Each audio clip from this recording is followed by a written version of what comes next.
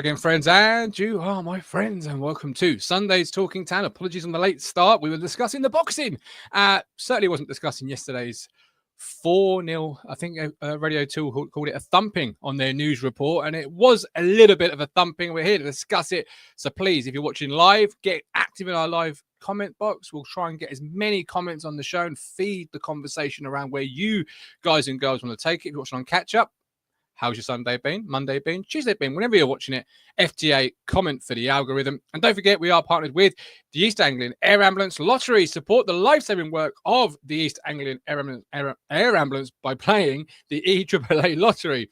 The easiest way to play, so not say, is online. Sign up now for just £1 a ticket for a chance to win one of 18 weekly prizes ranging from £50 to £1,000. Players must be aged 18 or over. Be gamble aware. Robert kicking us off says, surely it's time to go back to a back three, or I can see us conceiving. I think he means conceding 8 goals over the next 2 games. Thanks for the comment, Robert. I really appreciate it. Man of the match says Sean from Newcastle were better. No, man for man, sorry. Newcastle were better. False table position. A quality team. They certainly were. From literally the first minute, they were the better team. Didn't start well. I'm going to join by Matthew Phillips before we get active with Matthew and have a conversation about Ipswich Town. I'm all over the place this morning. I don't know what I'm talking about. We're live on Twitter as well. Welcome to Talking Town. Leave a like. Come and join us on YouTube. But joining me, as I said, is Matt. Matt, I'm all over the place. I have one late night, and I'm ropey as Fury was in round 10. Yeah. I like how you've got very formal with me. Calling me Matthew. Matthew. I know. Yes. I know. Well, Am I in trouble? No. Well, no. But I want to be frank. I want to start the show by being frank and honest. Well, how I always am. I don't really want to talk about the shower of terribleness that was yesterday. No. I'll be honest. The day started badly for me. We had a broken down train just outside of Chelmsford. So it was like planes, trains and automobiles trying to get to Portman Road. I said to you, I didn't think I was even going to make kick-off. Eventually we get the connecting train, and it was a right stress. Yeah, so I was like Steve Martin in that film. All it was missing was Del Griffith, John Candy. You should have just stayed at home, mate.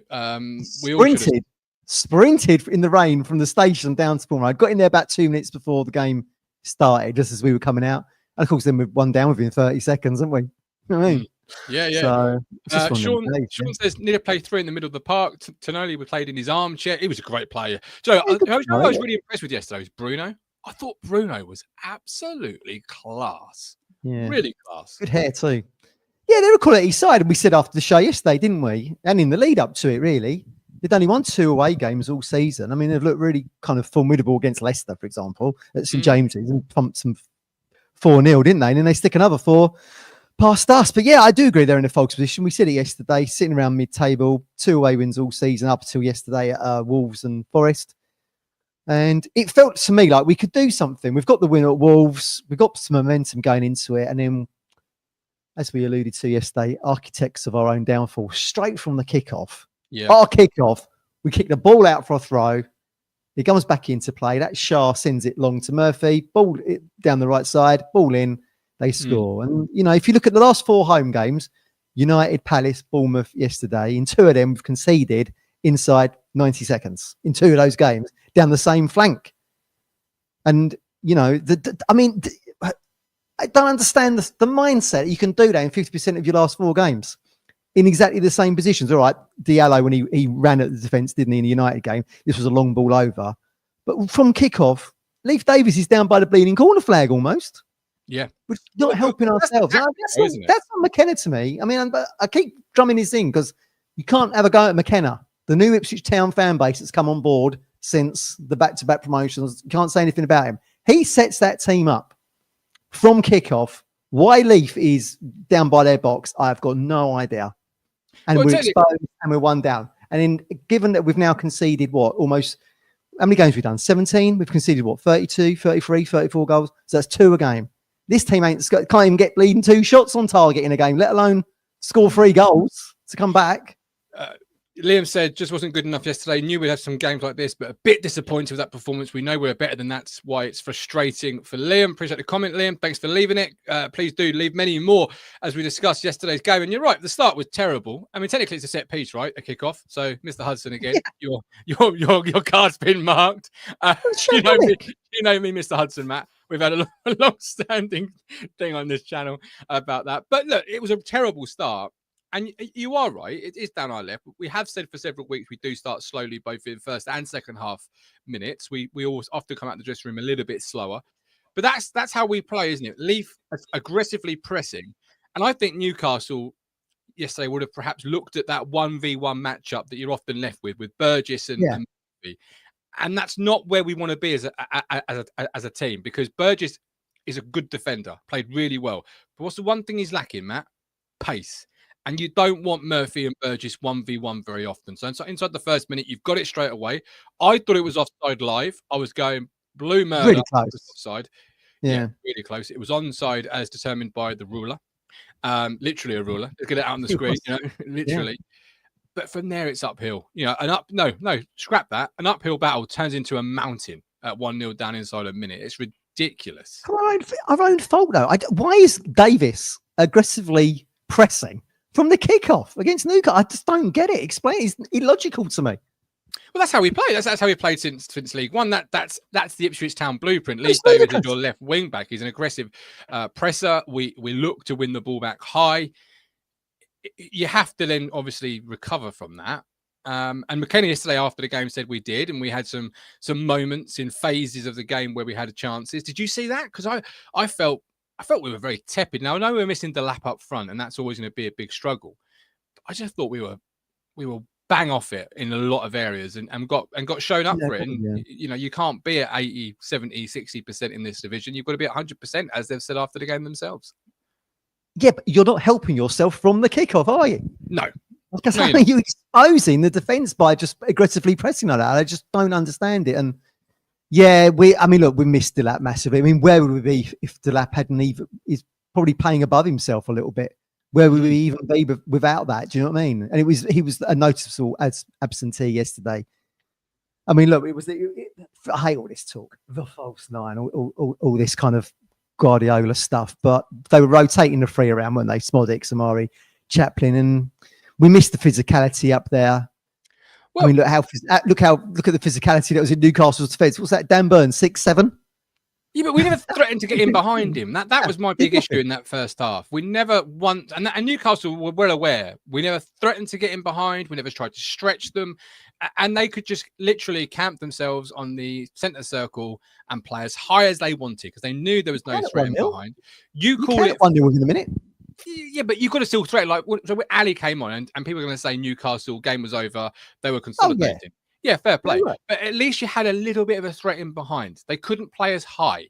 They couldn't play as aggressively high because they knew there was at least a threat in behind. It was a training game, second half. I mean, it was all just those of us that stayed there were just trying to get through the half, weren't you? Because you're duty bound to be there. Do you know what I mean? It's just seeing out time. It was a time filler. See, the game was gone. You're 3-0 down at half time. Agreed. It's like we're all over. Yeah. It's like, well, you can bring Al Hamidi on and say, "Oh, we did this and that and the other." You know, it was a training game for Newcastle, to be honest with you. As a neutral, you saw some very good players. You know, Gordon, Isak, who's a incredible striker, by the way. Yeah, really good. Yeah. But as a Town fan, it hurts, disappointing. You don't want to see quality players rip your team apart. But it is better, I suppose, to see them than, I don't know, Posh 4 or 5 years ago when we got absolutely that defeat yesterday was better to take than the Bournemouth one, because you went into that Bournemouth game, you know, you're 3 minutes from the final whistle thinking you're going to get your first home win. At least you've been drubbed in the first half, and at the second half, it's kind of gallows humour a little bit in it, and you can deal with it and move on from it. This is it. I've dropped the link, by the way. If you want to get active in our show, please do click it. I've got Darren at the bottom of my screen. I'll bring you in soon, Darren. Thanks for clicking the link this evening. This afternoon, rather. I don't know where I am. Paul, it was morning earlier. I have one late night, mate. One late night, and I'm all over the shop.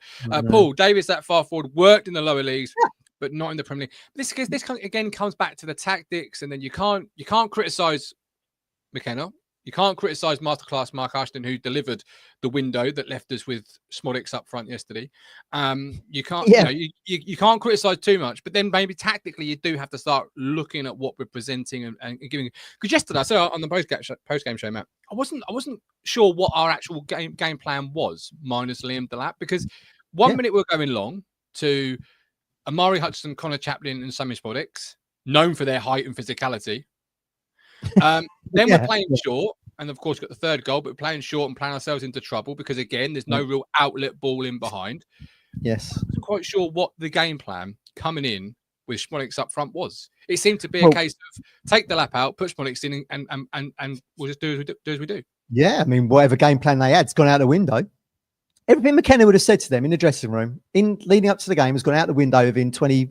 Was it 20? I think BBC said 22 seconds. Some of the guys here saying 25, 26. Within 30 seconds. Say that. Within 30 seconds, everything they've been speaking about has gone out the window. Because you've now given Newcastle something to, with their world-class players to hold on to for the rest of the 90 minutes, which still was 90 minutes.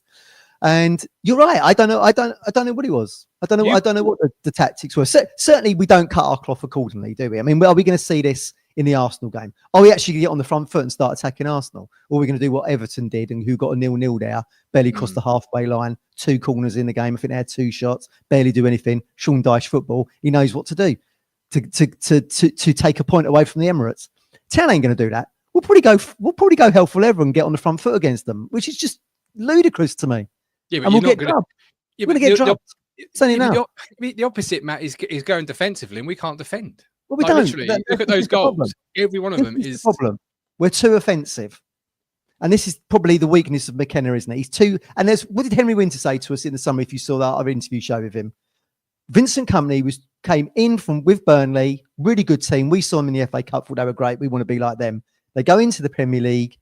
They don't change their tactics. He's too married to one system. They get drubbed week in, week out. They get to the final 10 games of the season. When, ironically, they bring Muric in. They pick up 10 points in the last 10 games, I think it was, of the season. I might have that wrong, but I think it was something in that ballpark. And Ipswich are going down exactly the same route. We play the same tactics in every single game. And people wonder why we're 3-0 down at half-time against Newcastle. Yeah, I disagree. What's to disagree about? Because I don't think we can defend well. So our best form of attack is attack. Get on the front foot, see if you can hurt. Yesterday, the class was so apparent. You know, you called our front three fluid. I called it musical chairs. It felt like at times we're just moving players around, trying to find something, anything to work. Amari started left, then he came centrally. Chaplin started central, then he went a little bit left. Burns obviously stayed on the right where he normally plays. They don't know what to do they? That tells you they didn't really probably know what they were doing. It just felt like musical chairs. Like it was a case of move and see if we can get something working because nothing was working. But they didn't give old Bradford a shot to save anyway, did we? Really?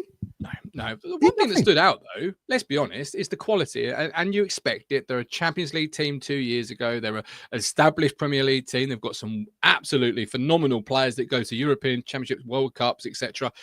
But one thing that really stood out, and this was the level that I hadn't seen yet from any team, was the speed of which they moved the ball once it crossed the halfway line. We want too many touches still. We want to play nice football, but we want 4, 5, 6, 7 touches, beat a man, take it back, beat him again. Newcastle, if you look at most of their attacks, it's 2, 3 touches. It's receive the ball, take a touch, move it on. And the speed in which they do it is what beats you. Well, as Ashley says in the comment here, established Premier League players, elite players, international players. But you know, we did have a window where we could bring in quality. And we didn't really, did we? I mean, we've brought in lads that we think from the Championship can make the jump into the Premier League. And the one piece of Premier League experience, international experience, sits on the bench, Phillips. And he's been no great shakes anyway. There's still rumours about whether or not he's going to go back in January. Whether or not he can, no one knows. No one asked the question in the local media. Therefore, the supporters don't know. You know what I mean? Yeah, I still don't get why Morsy's left on the field. You know, 4-0. Well, this is your big bugbear yesterday, wasn't it? So he gets booked on, 65 minutes? And we're 4-0 down at this point. Having brought 2... So what's he on the pitch for? Having brought 2 centre midfield players on. Yeah. You know, even if you live in the world, Matt, where it's the card's going to come at some point, get it out of the way. Okay, fair enough. But what about an injury or something? Like, the game's done. If we're changing things because the game is done, let's protect key assets. And I've seen some talk on media this morning. The people are questioning whether Morsy's good enough for the Premier League. I found that astonishing when I saw it on social media this morning, Matt. Oh well, people will do that because they're disappointed after a defeat. No one was saying that when he scored against Southampton last minute, or was putting good performances against whoever. Do you know what I mean? You get jobs 4-0 at home, and everyone starts pointing the fingers at everything. Joe says the game about Morsy might be a blessing. See what the other two can produce. We've seen it already. We've seen it already against Brentford, and Tuesday and Phillips played pretty well in that game, albeit one that we throw a 2-goal lead away, and lose 4-3. Should have at least got a point out of that match. Yeah. Right? But yeah, I agree with him. I mean, sometimes you could be too, going back to what I said earlier, too married to the system. Sometimes you could be too married to the players. Oh my God, if we miss Morsey, it's the end of the world. It'd be like the Titanic going down. But then suddenly you come up with, 2 new players in those positions. So you think, actually, this is working pretty well. Newsflash, Morsey ain't going to be around in the next couple of years anyway. No, certainly. No, probably not. I'm going to bring Darren in. Before I do, just a few minutes, I want to ask you about the substitution of Amari at half time. Obviously, this is a big money player you've brought in, right? So he's one of your big signings in the summer window. I was surprised to see him go off over Chaplin because I just felt it wasn't really was it a tactical thing. Did they announce whether it was a tactical thing? Was he ill? Was he pick up a knock? Or did no one bother asking? I rarely see it. It's East Anglian Daily Times. Probably the latter. All right, calm it down. Calm it down. Well, in the dark, right? This is why we're having this discussion today. You look to the local media, the people that are privileged enough to get into the press conference and speak to the manager, because podcasts aren't allowed to do that. Despite, us Blue Monday, who are getting decent audiences, can't do that thing. No one asks the questions. Therefore, you're in the dark. Why did Amari come off? I don't know. If someone can post me a link on the East Anglian Daily Times that tells us as supporters who've paid 30 quid on the train, 40, 50 quid in the stadium to go to the game, all the other bits and bobs you buy when you're in the Portman Road, why that player got taken off. I'd like to know as a paying customer. I just feel like, can you imagine if you brought Ioannidis in, 25 million quid, and you'd taken him off? You and this Ioannidis. He scores 2 goals. Now you want to pay 30 mil for him. Listen to the point, right? You signed Ioannidis 25 million quid. And then at half time, it's at home, 3-0 down, you take him off. Like, if you've identified a player, such as Amari, and you want to spend big money, surely at any point you want to keep him on the field of play because you feel like he's going to be a dangerous asset to you over other players that perhaps weren't equally as performing. It wasn't like Wes Burns was having a fantastic game. It wasn't like Connor Chaplin was having an amazing game. Like, you could have taken any one of them off. Yeah, so why him? Well, you don't know, do you? You kept in the dark as a supporter. The only player who played well was Schmodix. He really showed what he can do centrally. His movement was great. He had our best chances, Matt. Chances? Yeah, okay. Well, all right. You're 3-0 down. You're 3-0 down. You're going to get you back in the game. It was catching practice for Eddie Crouch in the Sir Ralph, granted, but they still were our best chances. Do you know what I mean? All right, I'll bring Darren in. Darren, welcome to the show. What's your points this afternoon? Thanks for waiting. Hello, lad. I am a Newcastle fan. I was at the match yesterday. First of all, I want to say we had a great time. The fans, I bet you did. Not on the table, like the fans, the steward, the police were great. We had like good friendship, you know what I mean? So by Robson and all that, it was a good. Everyone was welcome. I was shocked with your tactics. To be fair, McKenna, because you went for like man for man with us, and as a player to play attacking. I'm sorry, you want to stay in the Premiership, you want to concede less goals. Exactly. You went for it. Why are you doing that? I mean, please play tight, and now you need the lap. If he was playing, I think we would still beat you yesterday. In the first half, when the second goal went in, you look tired. Yeah. We played three games. We played 3 games in a week. Yeah. What was the difference, Darren, in that performance yesterday that you didn't do against Brentford? Because you got beaten 4-2 there, didn't you? But you look like a top 4 side yesterday, albeit against us. I think you were that poor. I'm sorry. I think I was shocked by Ipswich tactics, and I know we scored a goal at 25 seconds, but then, and I think your head just dropped, and after 25 seconds, and your fans were quiet. We were in the way. I thought your fans were pretty quiet as well. We could have been 6-7-0 up this half. Yeah. No, it's a great point about your heads dropping. I thought the whole spirit around the stadium after going to go down was different. It was, here we go again. I agree with you there. But talk to me about Bruno and Tonali in that midfield, because that's some combination. Tonali, I know he's banned last year, but he's come back this year. He's been absolutely unbelievable as a number 6. Like I say, for the third goal, what's your goalkeeper doing? Don't go down that route, Darren. Oh my God! I kicking away, Sonny. It's 1 minute half time.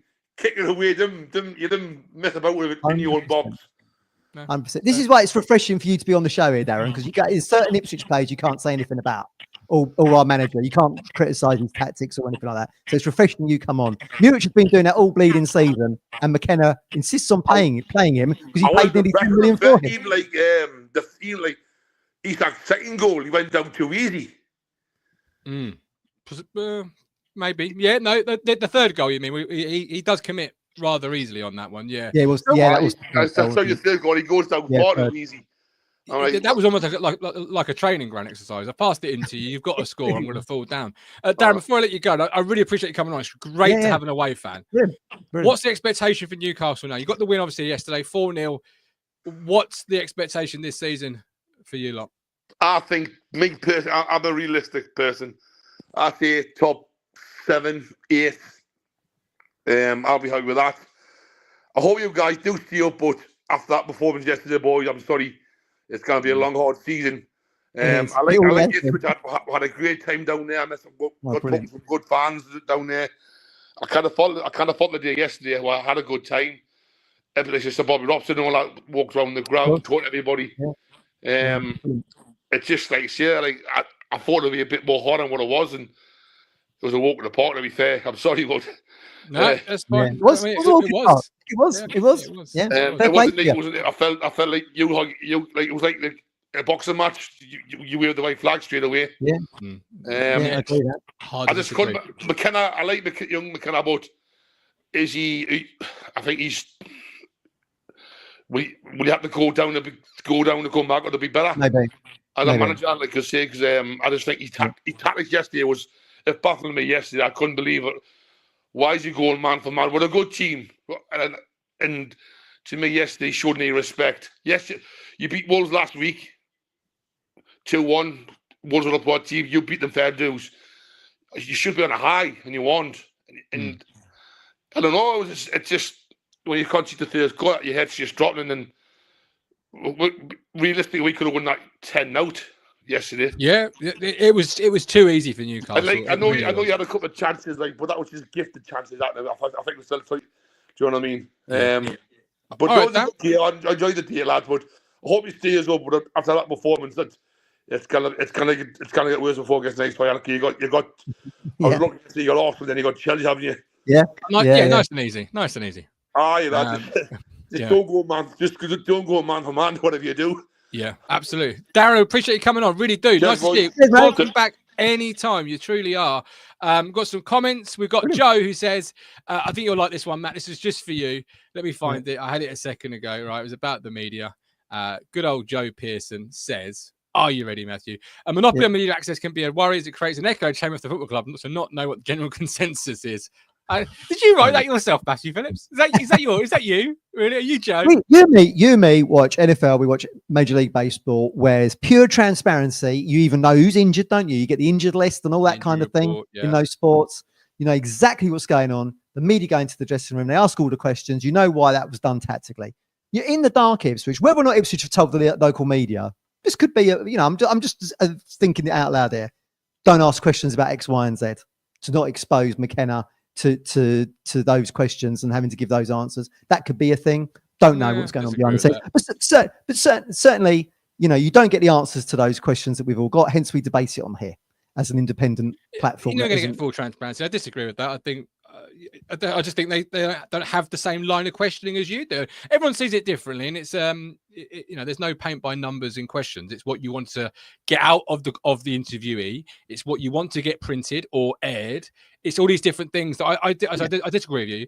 Womble says if the players brought in the summer have a higher ceiling than ones such as Burns and Burgess, play them until they produce, which is a fair point. And Joe says, "No, I'm 6 foot tall." I just think, I just think, Kieran's brought so much success and had so many plaudits that we knew that it would be a roller coaster ride coming into the Premier League. And I don't want to see him shirking away from bad, not being able to explain when he's got things wrong, because he's done so much right for this club. And like I've said before, you've got the Mount Rushmore of great Ipswich Town managers. He's on there. Should probably have a statue outside the stadium, really, for what he's done, how he's turned us around. One day, yeah. He will do. But I want him to be, I want the transparency of when things have gone wrong. I want to know why he's done, why he's taken Amari off, or why didn't they go back to the window? Why are we now finding ourselves having to play Ali Hamidi, who's a League Two player not even a year ago? Why don't you email Mark Ashton? His emails are always open. Just email him. Evening, Mark. I've got a few questions for you to answer. He's busy enough as it is. Do you know what I mean? But they're the forum. The press conferences are done as a forum to ask these things. Yeah. They're not. Mike D says, first time I didn't really know what McKenna's game plan was yesterday. I agree with that. What we got to remember, Matt, is this is, he's a young manager that's had a lot of success very quickly. And outside the period around Valentine's Day in League One, this is the real adversity he's faced. This is the real moment where it's not going right. It's losing. You're getting beaten. Most weeks. He's learning as well, and you got him learning. You got your players learning. You got a whole lot of learning, and that's not always easy or straightforward. Yeah, or good. And we've said it before. We knew he was going to be. It's new to him as well. It's new to the players. It's new to him. But as Darren said there, the tactics yesterday didn't help whatsoever. No, from the kickoff, architects of our own downfall from the kickoff, and then you go to the other goals. So the second goal, I think there's 9 outfield players in the box, and Murphy still manages to get that shot away. That's a hell of a goal. It was a good goal. You ain't saving it. No, I'd agree. But no one sticks a foot out. No one goes to block. No. Like I say, there's 9 outfield players in there. And in the third goal, Muric, what he's doing passing to Kuste in that position, he passes it onto his right. He passes it onto Kuste's right foot. Dara O'Shea to his left isn't an option because of the Newcastle players there. What's he supposed to do? He's outside of his right foot to get it to Burgess on the other side of the box. It was a ludicrous ball from Muric. And again, McKenna must take the blame because he keeps playing the goalkeeper he's paid nearly 10 million for, who keeps costing us goals in a league where we're struggling to score goals. I think David Bergin sent me a stat yesterday. We scored 6 goals at Portman Road all bleeding season. Yeah. Do you know what I mean? Okay, so we're 3-0 down now. Probably Mikey. I'm sure Mike's got a lot to say on this issue. I have to separate that third goal between a bad decision, and it is a bad decision by your goalkeeper who's got time on the ball and thinks about it. That's what makes it worse. It's a bad decision. He should be launching it to, as Mike D says here, Smolix with Dan Burn marking him, which was an issue, whether you like it or not. That ball was coming back every time. But equally, you play with your risk and reward. And that's how we play with that. McKenna wants the players to be brave. It's ridiculous. That's the tactic. Matt, it's been the tactic for 2 years. You can't sit on your seat and applaud it 9 times out of 10 when it comes off and then not take the risk. I said to you at the top of the season, why are we playing this kinds of tactics against elite international players who've got it sussed? And we do it week in, week out. Because that's the philosophy. That is not where Kieran's learning. Because he's conceding goals in the same fashion week in, week out. And true. The issue of the keeper, the issue of the keeper is a nightmare because Walton isn't good with his feet either. I was chatting with Crunch on the phone last night. He said, "Is Muric any better than Walton in his distribution?" He probably isn't really. He just comes with the reputation of being good with his feet, but we've not really seen it. No. And he keeps making the same errors. And that's on Kieran because he keeps picking him. But I don't know what the answer is to that because I don't think Walton's the answer to it particularly. Equally, and we have not seen enough of Slicker. But equally, it's on Kieran as well because that's the tactic, whether you like it or not. And it comes with with risk. You can't have the reward without the risk. The reward is beating the press and getting away, and them having 3-4 players up. Well, but we're going to go. Risk. We're going to go down then because he's seeing. Manis is doing the same thing over and over and expecting different results, isn't it? And we're doing the same thing over and over. And guess what? We're conceding the same goals over and over and over. And then we sit here on the podcast having the same bleeding discussion over and over and over. So I agree. Bad goal to concede should never have been played the ball. Bad decision by the goalkeeper. But the issue comes from, for me, is if you take Muric out and put Walton in, I can guarantee you're going to have the same thing happen again at some point this season. Doesn't matter who the goalkeeper is, because that's the way that we want to play our football, and it comes with the risk. It's costing us goals. You're conceding goals. You're conceding goals. We're conceding goals when we've got possession of the ball with our keeper. Yeah, they ain't aiming to work very hard, Newcastle, for them goals yesterday. You got a left back who's down by the corner flag. You got a goalkeeper who's passing to Kuste. He's got no options to pass to other than go back to the keeper again. But and everyone's looking at he's made Kuste look a mug. He don't deserve that. He's been a shining light for us. But we're not set up to go long. We're not a big team. We're not a We physical could go team. long yesterday either, could we? Because of the lack of options from when Delap and Hurst aren't around. Yeah. I mean, the game was probably over at 2-0 anyway. I mean, we're rarely going to.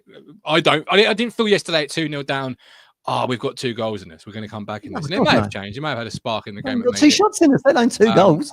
Now you're going to believe it says, isn't Muric 4th in the league for saves made? It's that Aaron Ramsdale stat when he got relegated to United, like one of the busiest goalkeepers in the division.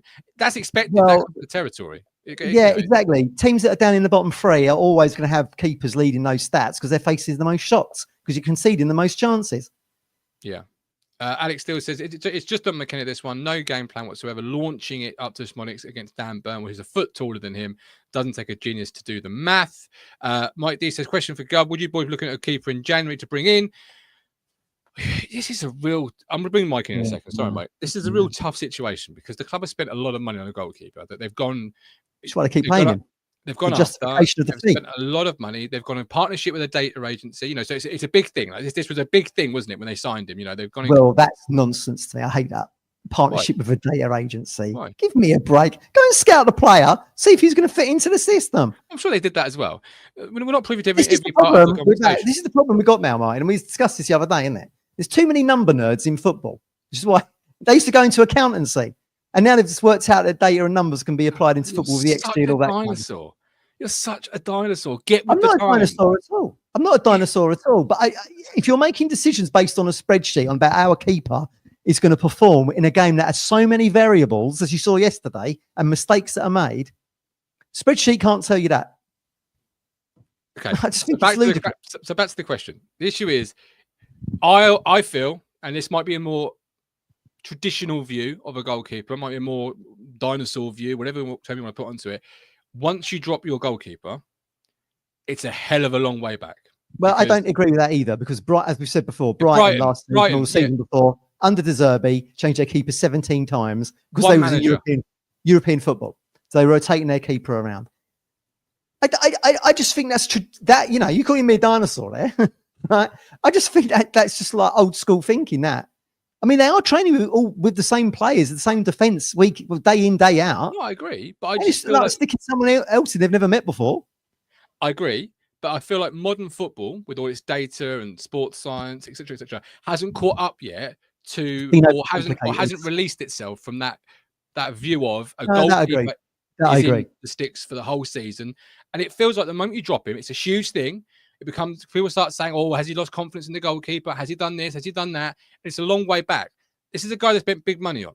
He's a young, McKenna called him a young player still learning, 26. Well, yeah, you said that, didn't you? I'm not sure about that. I mean, that's someone protecting their asset there, I think. It's hard. Do you bring a goalkeeper to push him? Maybe. I don't know, is the answer. I don't think... He'll probably drop him next week, but I'll say it now. I don't think he'll be dropped this season. He's in the stick. What's the point of dropping him for Arsenal? You might as well play Slicker against Arsenal. Do you know what I mean? Protect your first 2 keepers. I mean, look, Slicker's had a Scotland call-up. All right, Scotland isn't one of the leading nations, I'll politely say, when it comes to world football. But they've seen enough there for him to be called up. I mean, well, we've not seen enough of him, have we, in matches that count? I'm not counting friendlies or Carabao Cup games. But would he do any worse? Probably not. I mean, you're getting drummed 4-0, mate. You can't get any worse than what? Well, to be fair to Muric, he didn't make many saves outside that. He couldn't take the 3rd goal away. Terrible mistake, bad decision. Blah blah blah. He could do nothing with the other 3. It weren't like you could say, "Oh, he's gone under his body." Or I actually didn't think he played that badly yesterday. It's just the decision making to pass to Cahuste when he's got Bruno down his neck with no options on his right foot. It's ludicrous. We said this last week. Talking about Muric always comes with he's done well, but there's always a but in the sentence with Muric. Yeah, well, it's annoying, isn't it? Yeah. Oh, he did really well yesterday, except did really well there, but it's like, but he's a young keeper, Matt, learning his trade. So, Mike, Mike, what do you think? Welcome in. Comments. Hang on, I'm just getting rid of the son-in-law because he's. That's all right. I'll bring it back in a second if you want. No, he's gone now. He's gone now. What's he think? Sorry. Get your son-in-law on. What's his take on it? No, he's too scared to come on. He's good at giving it the flannel, but he's too scared. quick look at my granddaughter who's just running off. Hey, great treat. Merry Lovely Christmas to you all, well, Mike. Yeah, Merry talk Christmas, about the game tomorrow, shall we? Talk about the game yesterday, sorry. Yes, please, mate. Could you just shut this door, Lauren, please? Oh, there we are. Right. There we go. Real life in the Brown household. Oh, yeah, I know. It's that time of year. We're getting, Brilliant. Chaos. Christmas chaos, as we call it. Yeah. But yeah, look, okay, let's start from the game. Look, the lineup, I thought, yeah, do you know what? The lineup's okay. I wasn't happy Muric started, I've got to be honest. But, you know, in McKenna we trust and all that. 5 minutes in, 30 seconds in, 26 seconds, let's get it right. We're 1-0 down. Did I think it was offside? Yeah, I did think that to start with, but you got to give that young lad Murphy a credit. He was perfectly timed on that. Yeah. And you know, and bang, we're 1-0 down. And within 5 minutes I could see the problem. Straight away, we were 3-3-2 in the midfield. And we were getting overrun in the midfield. We weren't. We you know, Morsey probably his poorest game I've seen for a long time, and he's, you know, he looks tired. He looks leggy. I think having a break of the next game will do him a world of good. Come back with a different, you know, with a new mindset. Cajuice yesterday was getting him out of trouble quite a bit. I thought he was probably the man of the match, if I'm honest. If you want to call a player out on man of the match, as they say.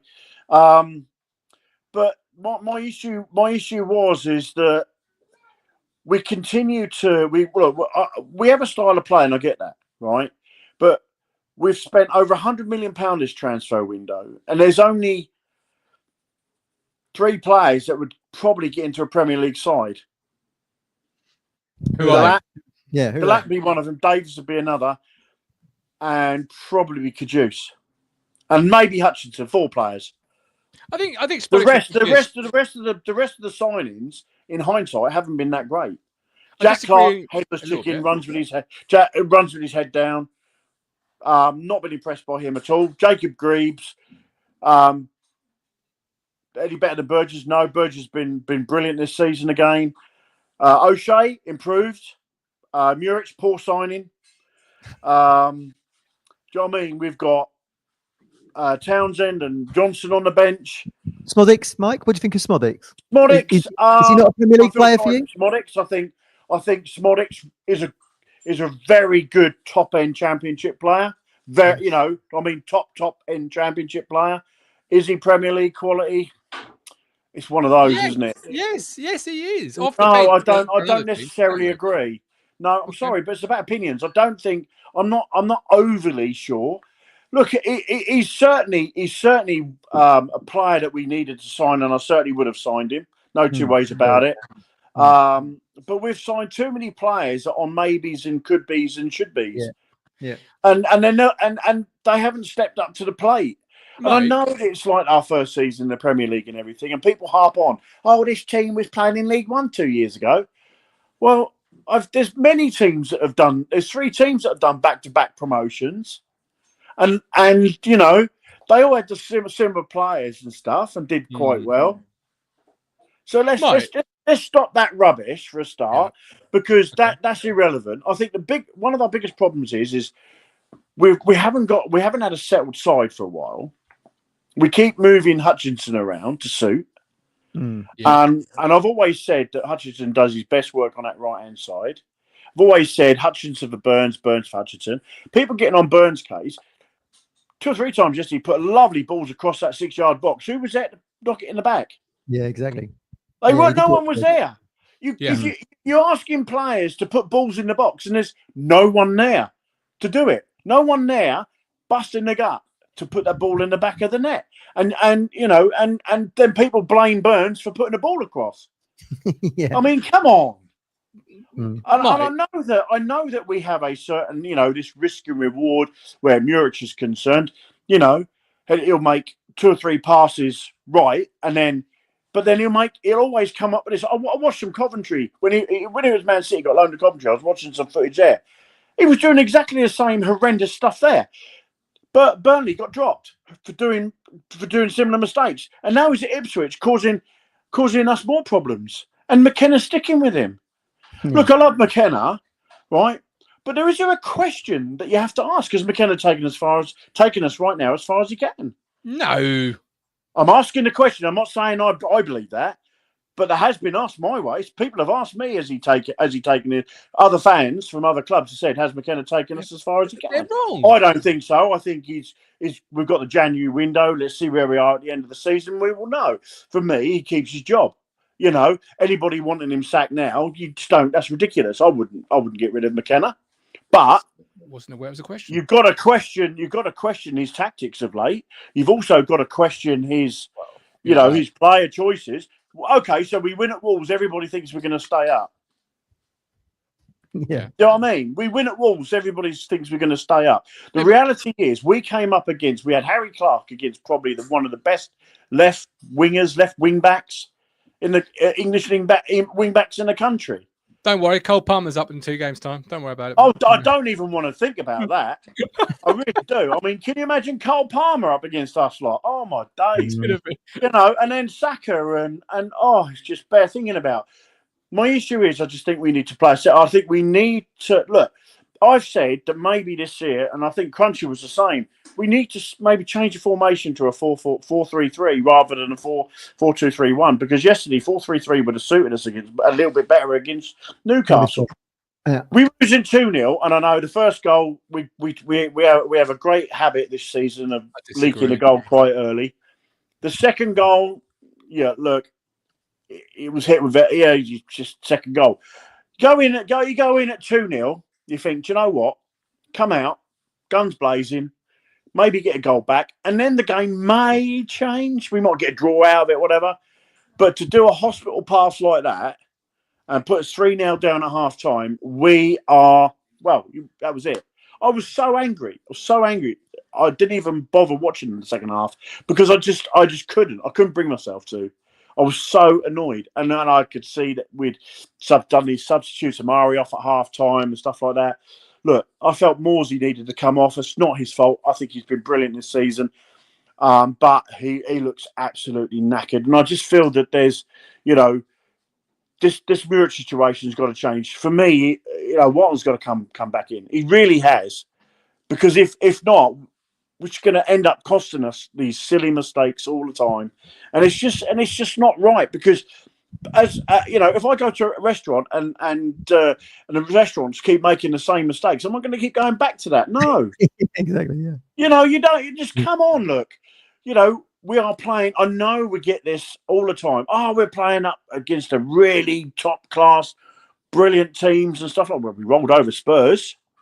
We have got it in us. We gave Liverpool a bloody good game at the start of the season. In fact, we had a better side in the first half. We give Man United a good run for the money. In fact, we were so good that game. We were unlucky. It was Onana that kept them in the game. And yet we don't do it every week. And I know that we are missing players. We were missing Delap yesterday, and that is a big loss. No two ways about it. We are missing Hurst. I think if we'd had them 2 players fit, Transibi fit, I think that would have made a huge difference. But we've got to be realistic. I don't think our summer signings has been as good as what we all thought they were. And let's be honest, I was one of them, thought brilliant. But I do think that come the January window, we've got to look at putting some strength, especially up in that forward area and in the midfield area. Look, I'm going to be honest, if Phillips is not fit, and your words, Martin, best ability is availability. If he's not fit, get rid of him. Let him go back to Man City and he can sit on the bench over there. But because by God, they need him at the moment, don't they? For me, I want fit midfielders, and we need them. Maybe a right back, because if Transibi is constantly getting injured, then maybe we're going to need a right back. Because as much as Clark, 100% effort, you always get 100% work effort.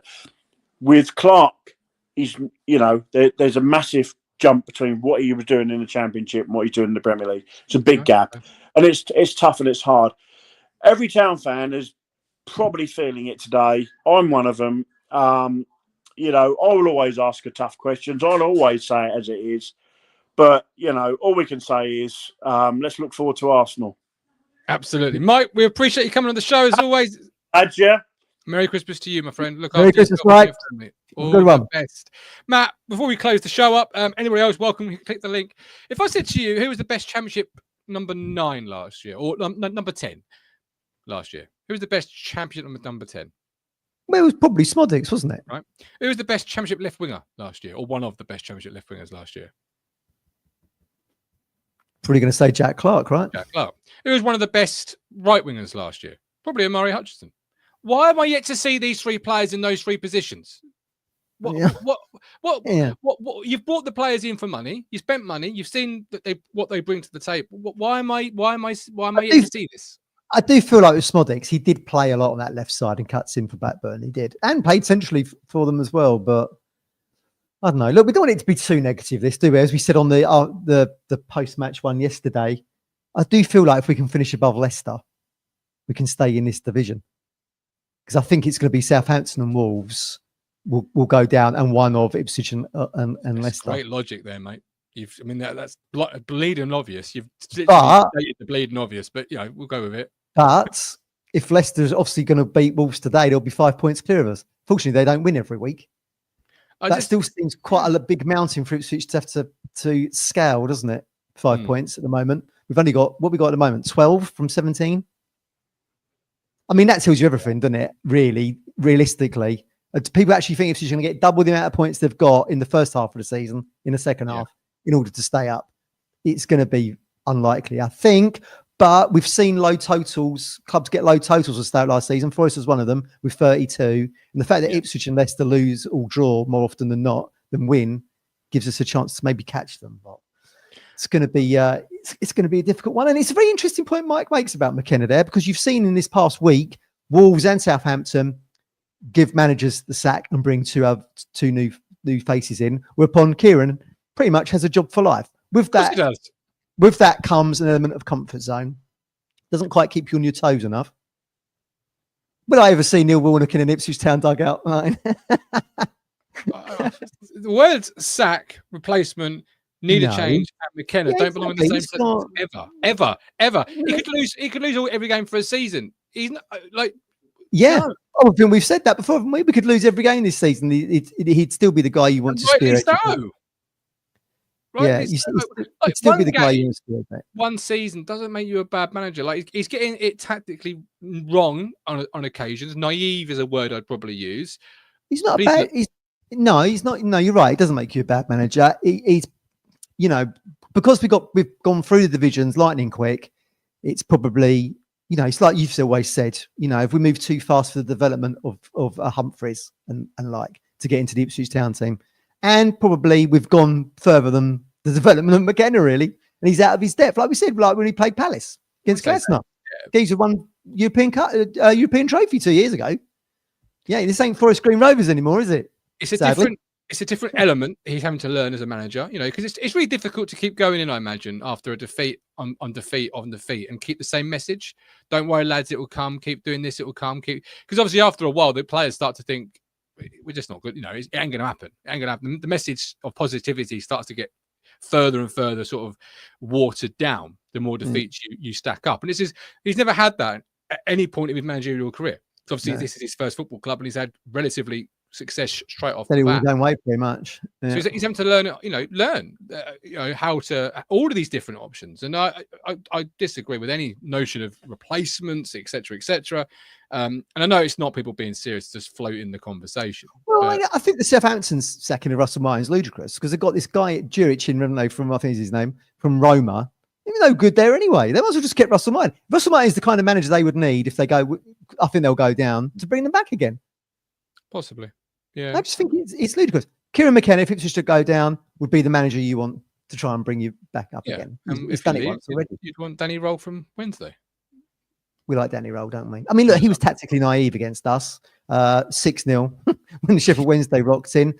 But he's a young manager learning as well. And he's certainly, I'm surprised Southampton didn't go there. I mean, Crunch said to me, he used to be on the coaching staff there with Hassan Hussel, but maybe he didn't fancy it. And sees Sheffield Wednesday is the better option. But yeah, Danny Roll could be. Well, look, McKenna won't be at Ipswich forever. There is a list of people that will take his place. I'm sure Danny Roll's on it. Okay. Colin says Clews best player on the pitch yesterday for Ipswich Town. Yeah, one of the best players on the pitch, certainly for us. No one was great yet. No one was great. I couldn't give anyone a man of the match yesterday. No. That's why I didn't ask. That's why I've not asked. We've not even covered the fourth goal yet. We've got 6 or 7 defenders in the box again. 4 of them around Murphy. he somehow backhills the ball across the box to Isaac to tap it in. Moving on. Look, I didn't expect anything out of Newcastle, but I think the manner of the defeat is obviously what's created the talking point and disappointment. We just weren't competitive. No, We just we weren't. move on. We have to move on. We have to. Well, we move on. What's the next station on the stop? Next stop on the train is Arsenal. Arsenal. You know, that's that little club. Arsenal. Yeah, excellent. Don't forget we are part of Stowmarket Osteopaths. Give Freddie a call. He's the governor there. 01449 613 633. 01449 613 633. Stowmarket Osteopaths. Don't live life in pain. Give Freddie a call. Right, we're done for today. Thank you for watching. Thanks for being here. Thanks for all the wonderful comments. We're now going to end the show and then do a recording match preview for Arsenal. More content for you, everyone. Coming this week. So we're going to do it off the back of a defeat, still feeling it. It could be a fun match preview. So look out for that. If you're not yet subscribed to us, why not hit the subscribe button? If you watched on Twitter, hello. Thank you for staying. Thank you for watching. Thanks for checking it in. Come across to YouTube where you can see more Talking Town content. Also, we're on TikTok, Instagram, Facebook. You know the drill. You've heard us all say it before, not just me, but other content creators. But thanks for watching. If you have been on Twitter, this has been the Media Mogul, Matthew Phillips. Happy Christmas, everybody. Well, you do it on the next show because the next show's the last one before Christmas. I'm You're saying going it too live. early.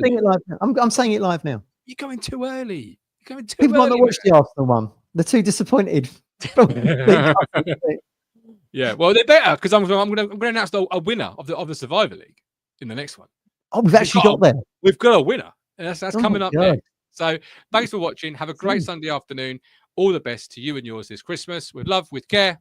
Thank you. Good night. God bless. Bye-bye. Happier times. That's the wrong button. That's happier times. Great times. Great times.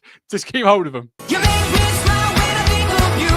If I am down or when I am blue, I can't get enough.